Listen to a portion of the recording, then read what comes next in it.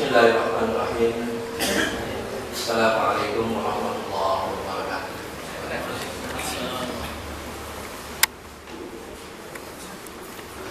Innal hamdalillah nahmaduhu wa nasta'inuhu wa nastaghfiruh wa na'udzu billahi min shururi anfusina wa min sayyiati a'malina.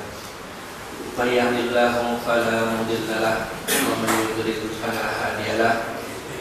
Asyhadu an la ilaha illallah wa asyhadu anna Muhammadan abduhu wa rasuluh. Arsalahu bil huda wa dinil haqqi liyudhhirahu 'ala ad-dini kullihi walau karihal musyrikun. Wassalatu wassalamu 'ala man la nabiyya ba'dah wa 'ala alihi wa ashabihi wa mawalah. Qala Allah ta'ala fi kitabihil karim, a'udzu billahi minasyaitonir rajim. Bismillahirrahmanirrahim. Ya ayyuhalladzina amanu taqullaha haqqa tuqatih wa la tamutunna illa wa antum muslimun. Wa qala Rasulullah sallallahu alaihi wasallam, man salaka tariqan yaltamisu fihi 'ilman sahhalallahu lahu bihi tariqan ila jannah. Shadaqallahul 'azim wa shadaqa rasulul karim. Wa nahnu 'ala dzalika minasyahidin wasyakirin. Walhamdulillahi rabbil alamin.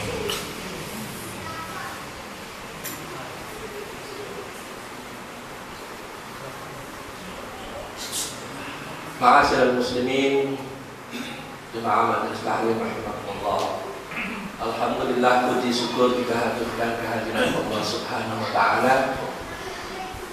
Allah Subhanahu wa taala masih berkenan memberikan kita berbagai nikmat-Nya. Semoga dengan nikmat yang Allah berikan kepada kita mampu selalu untuk mensyukuri nikmat Allah tersebut. Jalan-jalan kita berusaha untuk mentaati Allah Subhanahu wa taala selaku zat yang telah memberikan nikmat kepada kita. Pada jemaah rahimakumullah, kita masih akan melanjutkan pengajian kita. Kita masih akan membahas tanda-tanda besar yang 2 pekan yang lalu kita sudah membahas tentang ciri-ciri Dajjal, ya. Kalau saya lupa kalau diingatkan ciri-ciri Dajjal dengan berbagai dalil yang ada. Saya sudah sampaikan, sekali lagi sekedar mengingatkan kembali. Jadi ada beberapa referensi yang saya ambil untuk menyampaikan materi ini. Jadi tidak hanya pegang kepada satu kitab atau satu penulis daripada hadis akhir zaman, tapi ada beberapa. Kemarin ciri-ciri Dajjal sudah kita sampaikan. Untuk sekedar mengingatkan kembali bahwa pembahasan Dajjal kemarin sempat kita singgung, ada dua hadis penting yang terkait dengan masalah Dajjal. Hadis tentang Ibnu Sayyad dan hadis tentang Tamim Al-Jari. Kalau kita periksa kitabnya, ketika membahas ini sangat banyak sekali pertentangan. Kalau Syekh Yusuf Al-Wabil lebih banyak membahas tentang Ibnu Sayyad. Ibnu Sayyad banyak sekali bahasa di sana. Jadi Ibnu Sayyad ini seorang anak Yahudi yang ada di Madinah. Dia mempunyai ciri-ciri Dajjal yang sahabat itu tahu. Bahkan 2 kali Rasulullah SAW pernah menemui Ibnu Sayyad. Bahkan di depan Nabi dia sempat mengaku bahwa dia juga adalah Nabi. Yang ketika itu usia Ibnu Sayyad sudah memasuki akil balik, barusan akil balik usianya Ibnu Sayyad. 2 kali Nabi menemui dia. Dari 2 kali pertemuan ini, sebahagian sahabat itu karena telah mengetahui ciri-ciri Dajjal dari Nabi, meyakini bahwa Ibnu Sayyad ini Dajjal.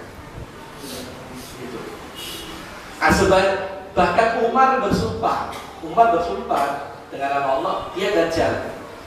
Jabir bin Abdullah juga mengikuti Umar, dia Dajjal. Nah, sebagian yang sahabat yang lain tawakuf, tidak berani memberikan komentar. Bahkan ketika Ibnu Sayyad mengatakan di depan Nabi bahwa saya juga utusan Allah, ketika itu ketika itu Umar bin Khattab minta izin kepada Nabi, izinkan saya untuk membunuh Ibnu Sayyad. Tetapi oleh Nabi dilarang, jangan, biarkan. Nah, itu sosok Ibnu Sayyad.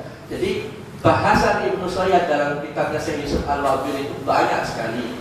Yang berselisih ini sahabat, diteruskan dari generasi sampai ulama yang mengikuti jejak salaf pun banyak berselisih tentang Ibnu Sayyad. Apakah dia Dajjal atau bukan? Gitu. Tetapi paling tidak yang saya bisa sampaikan di sini bahwa satu saja saya menukil pendapat daripada Imam Nawawi rahimahullah, bahwa kata Imam Nawawi benar bahwa Ibnu Sayyad salah satu di antara para Dajjal. Salah satu di antara para Dajjal, Ibnu Sayyad. Itu komentar Imam Nawawi rahimahullah. Nah, dalam masalah pembahasan Dajjal ini ternyata Imam Ibnu Katsir sendiri justru sedikit sekali membahas tentang Ibnu Sayyad. Ya, dalam kitabnya An-Nihayah Fitan wa Akhwal Akhir Zaman, Imam Ibnu Katsir sedikit sekali membahas tentang Ibnu Sayyad.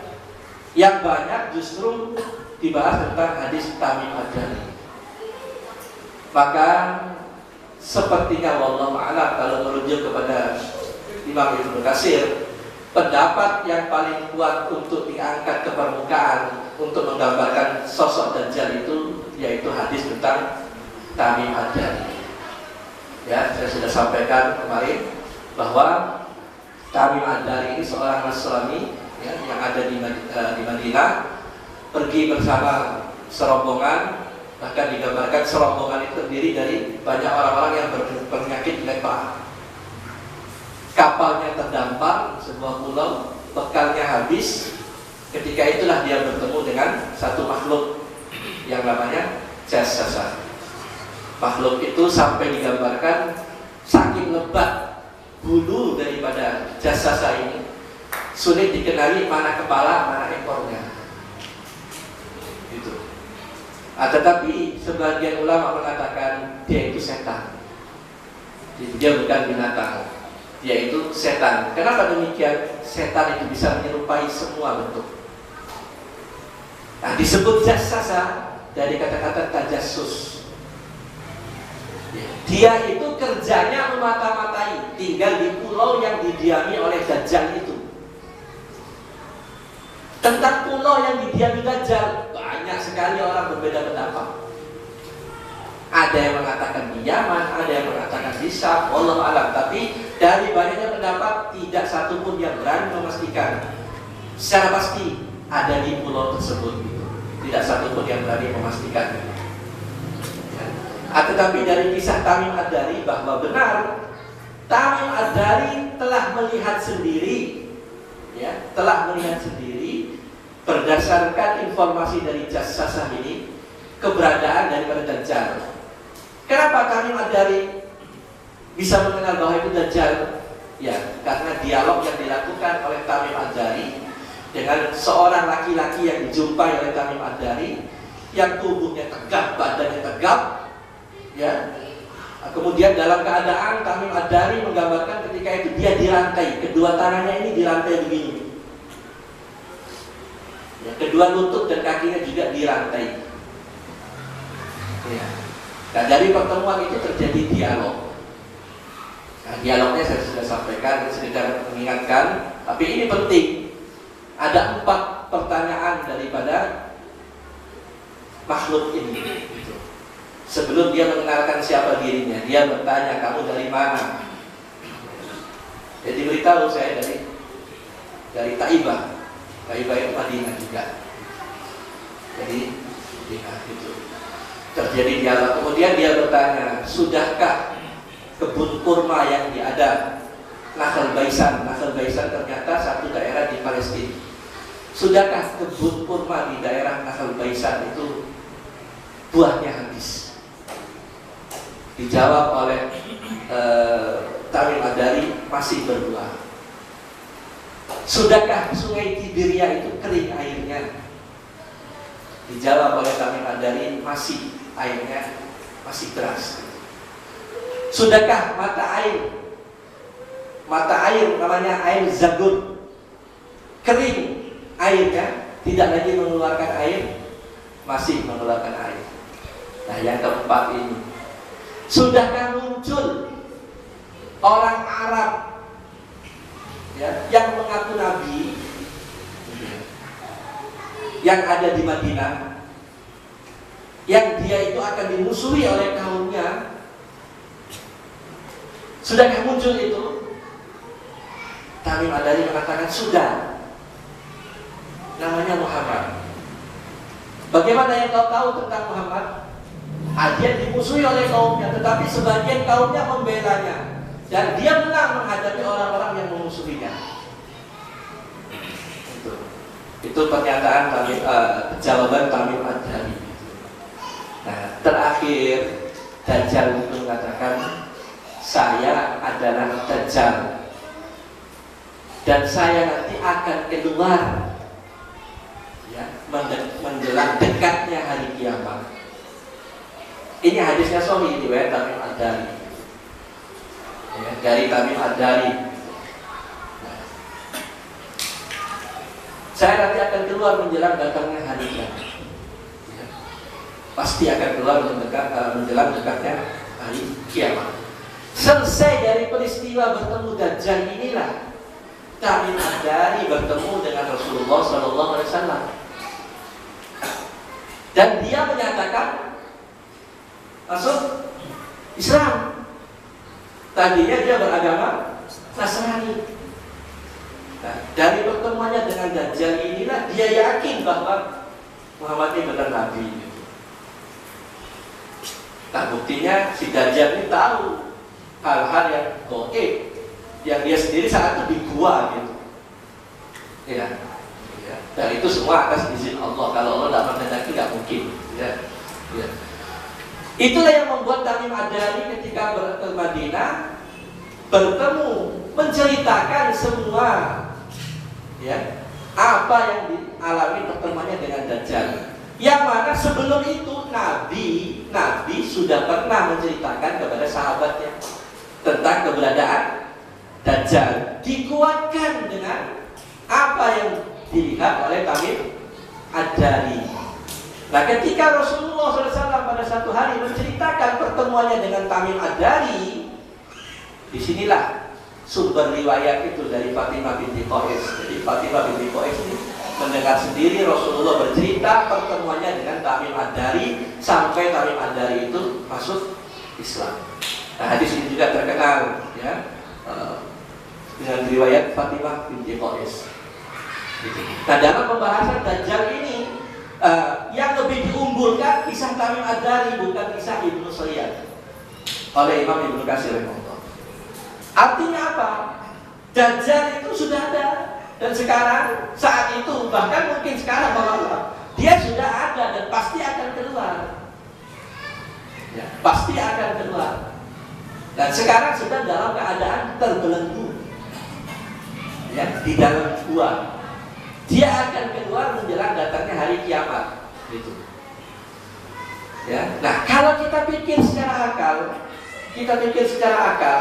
apa iya kalau Dajjal itu ditemui 1400 tahun yang lalu, apa iya dia akan muncul lagi di akhir zaman? Kalau kita pakai secara akal, sudah 14 abad ini, apa mungkin dia masih hidup dan akan muncul lagi akhir zaman? Itu. Nah, kalau dia muncul umurnya berapa? Apakah mungkin gitu? Nah, kalau itu bahasa akal. Tetapi pertanyaan ini bisa dijawab dari beberapa argumentasi. Intinya tidak ada yang mustahil bagi Allah. Innallaha ala kulli syai'in qadir. Allah Maha berkuasa atas segala sesuatu. Jangankan mengeluarkan Dajjal nanti di akhir zaman dari goa, mengeluarkan orang yang jadi tulang belulang dari kubur itu, Allah mampu. Sudah jadi tulang belulang akan dikembalikan lagi keadaannya utuh. Allah mampu. Menciptakan dari yang tidak ada menjadi ada, Allah mampu. Ya. Dan kalau ada orang bertanya, kalaupun dia hidup berarti umurnya berapa? Ini ada keraguan-keraguan umpama tentang masalah ini. Tidak ada yang perlu diragukan. Allah Maha mampu. Kalau dibayangkan 14 tahun yang abad yang lalu, kemudian akhir zaman, umurnya berapa Dajjal itu? Nah, contohnya kalau kita periksa hadis tentang penghuni surga. Penghuni surga itu umurnya rata-rata berapa? Ya? 33 tahun. Umurnya penduduk penghuni surga itu rata-rata semua 33 tahun. Walaupun dia mati saat itu umurnya 100 tahun lebih, tapi nanti di surga, kalau dia ditakdirkan masuk surga, itu rata-rata umur penghuni surga itu 33 tahun. Nah, coba lihat. Jadi tidak ada yang mustahil bagi Allah. Artinya benar, Tamim Ad-Dari itu meriwayatkan dengan benar, karena sebelum Tamim Ad-Dari bercerita, Nabi sudah menyebut, sudah disebut oleh Rasulullah SAW. Maka bagi sahabat, kisah ini sangat menguatkan mereka bahwa benar Dajjal itu ada. Dan hari ini sedang terkerangkeng, dan nanti dia di akhir zaman pasti akan keluar, sebagaimana ungkapan Dajjal, saya akan keluar menjelang berakhirnya zaman. Saya pasti akan keluar. Saya akan mengembara. Berapa lama? 40 malam. 40 malam saya akan mengembara. Kemana? Seluruh wilayah dunia ini dikelilingi oleh Dajjal. Wallahu a'lam gimana caranya, tidak digambarkan. Cuman begitulah kata Dajjal. Kecuali dua tempat ini yang Dajjal tidak bisa masuk, Mekah, Madinah. Karena seluruh penjuru Mekah, Madinah, ya, bahkan ada yang berpendapat, ya, pintu masuk itu ada 7 tempat itu masing-masing dijaga oleh malaikat. Yang Dajjal tidak mungkin bisa masuk. Dan Dajjal sendiri mengatakan, 2 tempat ini saya tidak bisa masuk, karena dijaga oleh para malaikat. Nah, saya katakan, masih banyak hari ini, kalau orang kita ceritakan masalah ini, orang yang biasa pakai akal itu nggak mau dengar kisah ini. Apa itu? Buang-buang waktu gitu. Kita bicara hal gaib, padahal ini pasti terjadi gitu. Apalagi orang yang menolak hadis, apa itu? Gitu. Mereka nggak mau terima gitu. Ya, terutama ulama, sebahagian ulama Mesir itu, ya, Syekh Muhammad Abdul dan orang-orangnya itu bahkan sempat didebat dengan keras oleh, ketika hidupnya Syekh Albani, habis-habisan didebat, dibantah mereka, ditunjukkan dalil-dalil yang sahih. Tapi sebegitu pun mereka menolak. Wallahu a'lam. Nah, artinya apa? Pasti munculnya Dajjal. Dia sudah mengatakan 40 malam saya akan, 40 hari, 40 malam dia akan berkeliling, kecuali di tempat saya tidak bisa masuk, dijaga oleh malaikat. Nah, kadang-kadang orang, kalau kita berbicara contoh dijaga oleh malaikat, banyak juga orang yang ragu. Kenapa ragu? Iya. Apalagi semua kita ini ada malaikat yang menjaga. Semua kita ini ada malaikat yang menjaga. Apalagi 2 kota ini, ya, Mekah, Madinah, dijaga oleh malaikat. Dan malaikat itu membawa senjata, nggak berani itu Dajjal mendekat. Kenapa ragu? Kenapa kita bayangkan yang seolah-olah nggak masuk akal? Masuk akal. Hari ini saja banyak peristiwa terjadi yang akal menolak, tapi kenyataannya menunjukkan benar itu. Contohnya peristiwa Ambon. Ya, peristiwa Ambon, ketika orang Nasrani obet-obet itu menyerang kaum muslimin, nggak punya kekuatan, kaum muslimin berlindung di masjid. Ada masjid yang terkenal itu apa namanya? Masjid Al-Fatah. Kaum muslimin berlindung di masjid, diserang oleh mereka. Subhanallah, ya. Allah menolong orang-orang yang lemah. Mereka ternyata gak berani menembus masjid, mundur lagi. Pengakuan mereka apa? Kami dicegat, ya, oleh orang-orang yang berpakaian putih-putih. Mereka takut melihat itu, mundur ke belakang. Terjadi di zaman kita. Di zaman sahabat, jangan tanya lagi di zaman Nabi. Perang Uhud, gambarkan dalam surat Al-Anfal, ya, malaikatul murdifin. Di Ali Imran disebut malaikatul musawwimin. Ada malaikat yang memakai tanda, ada malaikat yang memakai selendang. Itu yang ikut dalam pertempuran di Badar, yang ikut dalam pertempuran di Uhud. Itu yang menolong kaum muslimin. Gitu. Jadi tidak ada yang mustahil. Ya, apalagi yang berkenaan dengan Dajjal, yang diceritakan Dajjal gak bisa masuk karena Mekah Madinah dijaga oleh malaikat. Gitu. Nah itu. Nah dari pertemuannya dengan Nabi itulah masuk Islamlah kami ada. Nah jadi saya cukupkan kisah Tamim Ad-Dari ini untuk menguatkan bahwa kisah yang layak untuk diambil dan dipegang itu kisah Tamim Ad-Dari ini. Ya, kalau kita merujuk kepada Imam Ibnu Katsir, bahwa sekarang Dajjal sedang dibelenggu, pasti akan muncul, ya, di akhir zaman pasti akan muncul. Kapan? Wallahu a'lam. Sekarang sedang berada di sebuah pulau.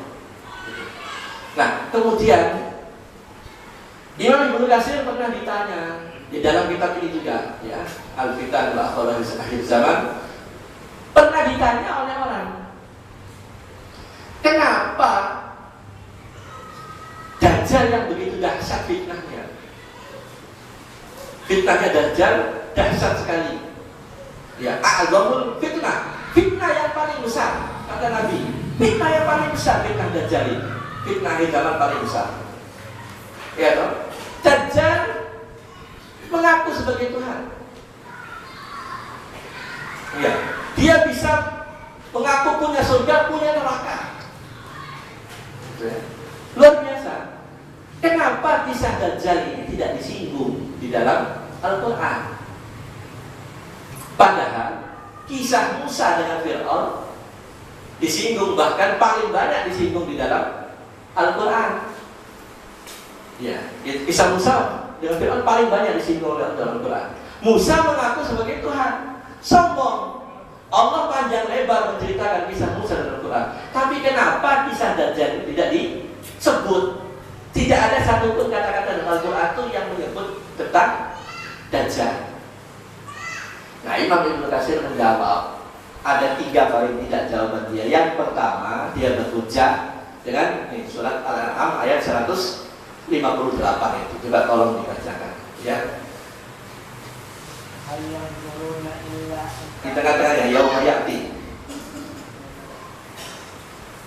Yauma ya'ti ba'du. Yauma ya'ti ba'du ayati rabbika la yanfa'u nafsan illa imanuha lam takun amanat min qablu aw kasabat fi imaniha khairan. Qul tabiru inna muntaziru. Ya. Ya sudah. Ayat ini dijadikan hujah oleh Imam Ibnu Katsir. Pada hari ketika Allah mendatangkan tanda-tanda, maksudnya tanda-tanda hari kiamat, la yanfa'u imanuha, ya, tidak akan bermanfaat iman seseorang yang sebelumnya lam takun amanat min qabl. Pada hari Allah menurunkan tanda-tanda hari kiamat, tidak bermanfaat iman seseorang yang sebelumnya dia tidak pernah beriman. Paham? Hari ketika tanda-tanda kiamat itu turun, tidak akan bermanfaat iman orang yang sebelumnya tidak pernah beriman. Itu satu. Atau orang yang beriman, ya, au kasabat, apa itu? Fi imaniha khairan. Atau orang yang sudah beriman tapi belum pernah berbuat baik. Jadi ayat ini ketika tanda-tanda kiamat itu turun, satu, orang yang belum pernah beriman kemudian dia akan beriman, tidak bermanfaat. Kedua, orang yang beriman tapi belum pernah dia mengerjakan kebaikan, ketika ayat-ayat Allah sudah turun tanda-tanda kiamat, tidak bermanfaat. Di sini tidak disebut Dajjal. Tetapi kata Imam Ibnu Katsir, hadis ini ditafsirkan oleh sahabat dengan hadis. Ayat ini ditafsirkan dengan hadis. Apa hadisnya? Abu Hurairah meriwayatkan hadis itu. Ya, salasun idza kharajna, ada 3 hal apabila dia keluar, la yanfa'u imanuha. Ya. La yanfa'u nafsan imanuha. Tidak akan bermanfaat iman seseorang. Ya. Lam takun min qablu imanuha. Yang sebelumnya tidak pernah beriman. 3 hal kalau sudah muncul kata Rasulullah SAW, tidak akan bermanfaat iman seseorang yang sebelumnya belum pernah beriman. Apa itu? Disebut yang pertama Ad-Dajjal. Ad-Dajjal Ad-Dabba wa tul syamsu min maghribiha. Jadi hadis ini Nabi mengatakan kalau sudah muncul 3 hal ini, adanya hadis ini menafsirkan ayat tadi itu. Ya. Kalau sudah muncul 3 hal ini, tidak akan bermanfaat iman orang yang belum pernah beriman ketika itu. Dan kebaikan orang yang beriman yang belum pernah dia melakukan kebaikan. Apa itu? Munculnya Dajjal, ya. Munculnya Dabba, binatang melata yang keluar dari bumi yang bisa berbicara. Yang ketiga, terbitnya matahari dari barat. 3 hal ini kalau sudah muncul, tidak akan bermanfaat iman seseorang. Nah, itu jawaban Imam Ibnu Katsir pertama. Allah tidak menyebut dengan kata-kata Dajjal, tapi secara tersirat saja, tidak secara terang-terangan. Ayat ini dikuatkan, ditafsirkan dengan hadis. Nah, maka Imam Ibnu Katsir yang terkenal dia sebagai ahli tafsir, Imam Ibnu Katsir ini memang ahli tafsir. Tafsirnya dipakai di mana-mana seluruh dunia, tafsirnya standar, seluruh dunia memakai. Maka kata Imam Ibnu Katsir, ayat ini baru bisa jelas harus merujuk kepada hadis. Nah, hadis itulah yang mengindikasikan bahwa Dajjal memang tidak disebut dengan kata-kata jelas, tapi tersirat Allah sebut dalam ayat tadi itu. Tidak sebagaimana Fir'aun disebut berulang-ulang gitu. Ya, itu yang pertama. Yang kedua, tidak disebutkannya Dajjal, ya. Kata Imam Ibnu Katsir, tidak disebutkannya Dajjal di dalam Al-Qur'an karena terlalu hina untuk disebut. Terlalu hina bagi keagungan Allah untuk disebut. Dan memang Allah hendak menghinakan Dajjal. Itu kata Imam Ibnu Katsir. Jadi Imam Ibnu Katsir ditanya orang, kenapa kisah Dajjal kok nggak ada dalam Quran, sementara kisah Musa dan Fir'aun banyak? Nah, jawaban yang pertama tadi. Yang kedua ini, karena Allah hendak menghinakan Dajjal, dan terlalu hina bagi Allah untuk memasukkan nama Dajjal itu dalam Al-Quran. Terlalu hina bagi keagungan Allah gitu. Coba lihat. Dari ini kita bisa tahu betapa Dajjal ini luar biasa. Yang hari ini orang tidak banyak membicarakan Dajjal. Orang tidak pernah mau tahu tentang Dajjal. Tidak ada. Sedikit saja gitu. Bahkan banyak orang yang tertawai. Tapi tidak apa-apa. Ya. Nah, maka yang pertama tadi itu ditafsirkan dengan hadis. Orang yang biasa menolak hadis, pernah tahu nggak ada aliran yang menolak hadis? Nah, ada satu aliran yang namanya Ingkar Sunnah. Dia hadis-hadis ini nggak kepake. Dia hanya bersandar kepada ayat. Nah, orang begitu itu paling empuk jadi makanannya Dajjal. Ya. Karena apa? Karena apa? Dia menolak hadis. Nah, itu yang kedua. Ya, karena terlalu hinanya Dajjal, tidak pantas disandingkan dengan penyebutan Allah di dalam Al-Quran. Dan Allah tidak menghinakan Dajjal. Yang ketiga, tidak disebutkannya Dajjal dalam Al-Quran, itu kata Imam Ibnu Katsir. Dan disebutkannya Musa dan Fir'aun dalam Al-Quran itu karena kisah Musa dan Fir'aun itu sudah terjadi dan telah berlalu. Adapun kisah Dajjal belum terjadi. Dajjal ini yang dilihat bertanya dari ini Kisah Dajjal belum terjadi. Dan di antara hikmah lain tidak disebutkan di dalam Al-Quran, itu sebagai ujian bagi orang yang hidup di akhir zaman. Nah, jadi hati-hati. Ya, Dajjal ini fitnah terbesar. Ya. Nah itu tentang pertanyaan kenapa Dajjal tidak sebenar Quran. Jawabannya 3 tadi. Kemudian tempat keluarnya Dajjal. Ya. Ada 2 hadis saja saya bawakan. Satu riwayat daripada Abu Bakar As-Siddiq radhiyallahu anhu. Kharaju Dajjal minal ard bil masyriq. Dajjal akan keluar dari bumi dari arah timur. Yuqalu laha Khurasan. Yang orang menyebut wilayah timur itu, tempat wilayah Dajjal itu Khurasan. Ya, jadi kata Rasulullah melalui Abu Bakar As-Siddiq, hadis ini diriwayatkan, Dajjal itu nanti akan keluar ke bumi, ya, dari arah timur. Yang dari arah timur ini tepatnya disebut Khurasan.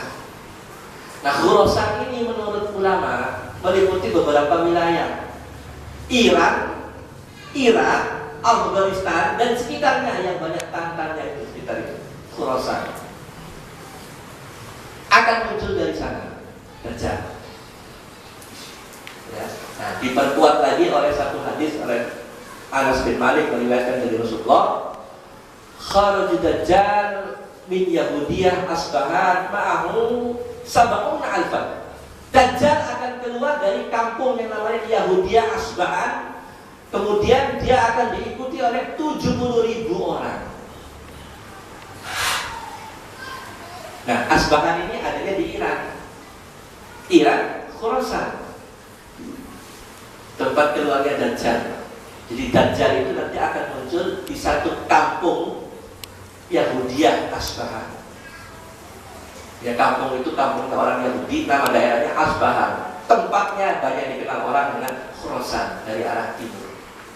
Dari situlah Dajjal itu muncul. Ma'ahum sab'una alfan. Dajjal itu akan muncul bersama 70.000 orang. Ternyata 70.000 orang ini bukan Yahudi semua. Bukan Yahudi semua. Ada yang Yahudi, ada juga yang Islam. Islam munafik, orang fasik yang murtad, itu ikut Dajjal. Itu ikut Dajjal. Wallahu a'lam, saya pernah mendengar bahwa kalau biasanya disebut 70 itu menandakan banyak. Bisa jadi itu majas kiasan, bukan jumlah sebenarnya.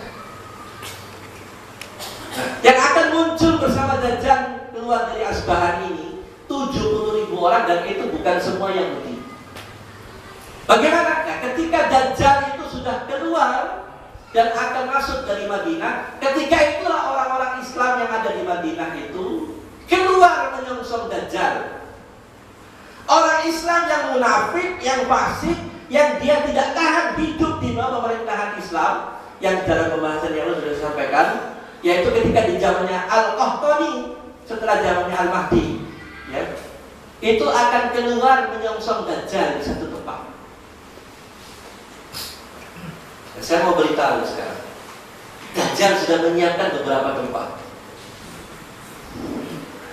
Ya, Dajjal sudah menyiapkan beberapa tempat. Ada satu istana di Kazakhstan, ya, istana di Kazakhstan itu yang jelas-jelas itu di puncak menaranya itu lambangnya mata satu. Ya, di mana Kazakhstan? Ya, di wilayah mana? Ya, sekarang ini lebih tepatnya daerah bekas Uni Soviet. Dulu Uni Soviet itu ada 15 negara bagian. Salah satunya ini Kazakhstan. Ada istana yang megah di Kazakhstan, itu di menara puncaknya mata satu. Yang lebih mengagetkan lagi, ada satu bangunan yang direncanakan menjadi bangunan tertinggi di dunia Dan proyek ini baru selesai tahun 2018. Ada satu bangunan direncanakan akan menjadi bangunan tertinggi di dunia, dan sekarang masih dalam pengerjaan. Dia akan selesai tahun 2018. Ya. Ini kalau didengar mengejutkan. Di mana letak bangunan itu? Bangunan itu terletak di Saudi Arabia. 7 km arah timur Madinah. Ya, bangunan itu 7 km dari arah Madinah, arah timurnya Madinah. Bangunan itu memakai lambang mata satu juga, walaupun agak sama. Justru lambang mata satu itu bisa dilihat dengan jelas ketika dia disenter oleh matahari. Subhanallah. Dan bahkan yang mengejutkan lagi, rencana yang dipakai simbol tentara Saudi itu ada mata satunya. Jangan kaget, karena Dajjal ini banyak kakitannya. Orang yang mau hidup mewah, nggak mau susah, nggak mau melarat di akhir zaman, itu punya potensi jadi anak buahnya Dajjal. Kenapa tidak? Sudah belasan tahun yang lalu Saudi sudah bekerja sama dengan Amerika. Kenapa tidak? Fakta sudah menjawab. Nah, bangunan itu 7 km dari arah timur Madinah, itu ada di Saudi. Tahun 2015 selesai bangunan itu. Nah, ini tanda-tanda sudah menunjukkan semakin dekatnya munculnya Dajjal. Maka kita hati-hati. Ya, syukur kita semua ini Allah berikan hidayah, mau kita membicarakan ini. Kalau tidak, kita bisa jadi anak buahnya Dajjal. Siapa? Orang akhir zaman yang tak paham Islam, tak kenal Quran, tak kenal hadis, kupingnya tak pernah dengar kebenaran, gak siap hidup susah, hidup di tengah himpitan kesusahan. Itu yang dikatakan saya berapa saat ini. Gak kenal Islam, gak tahu Quran, gak tahu hadis, hidup di zaman penuh fitnah. Ini manusia seperti inilah yang akan masuk perangkapnya Dajjal. Jangan pernah berpikir yang masuk perangkapnya Dajjal orang awam. Banyak alim juga dia bekerja untuk Dajjal. Kenapa tidak? Dajjal itu musuh kebenaran. Jangan heran sekarang ada orang alim melecehkan jenggot. Pernah dengar? Tokoh ulama orang nomor 1 berani melecehkan jenggot. Apa katanya? Makin panjang jenggot seseorang itu makin bodoh. Makin panjang jenggotnya makin bodoh. Orang yang punya jenggot itu ada indikasi bodoh katanya. Karena apa? Saripati yang diserap mestinya yang larinya ke otak itu turun diserap oleh jenggot katanya. Bajingan. Ya. Ayo, kita auzubillah. Nah, coba lihat. Itu dia bukan menghina siapa-siapa, dia menghina Nabi itu. Nah, dia menghina Nabi. Nah, hati-hati orang begini punya pengikut ulama ini. Nanti bisa jadi akan lebih dahsyat daripada ini. Maka kalau antum tidak paham Islam, antum akan tertipu dengan apa? Titel-titelnya orang, kiai haji, tuan guru. Padahal mereka ini bisa jadi, ya, saya bukan mengatakan orang ini, bisa jadi orang-orang yang seperti itu nanti di akhir zaman, kaki tangannya Dajjal. Dan sudah banyak buktinya orang yang ditokohkan itu justru cenderung membela Yahudi ketimbang Islam. Alhamdulillah sudah banyak yang qaid, ya, berangkat orang-orang seperti itu, tinggal kader-kader. Nah, hati-hati. Nah, maka hadirin rahimakumullah, itulah pembahasan tentang Dajjal, ya. Masih ada sambungannya, tentu tidak cukup waktunya karena sudah sudah Isya, insya Allah kita akan lanjutkan. Jadi yang terakhir tempat keluarnya Dajjal. Subhanakallahumma bihamdika asyhadu an la ilaha illa anta astaghfiruka wa atubu ilaik. Assalamualaikum warahmatullahi wabarakatuh.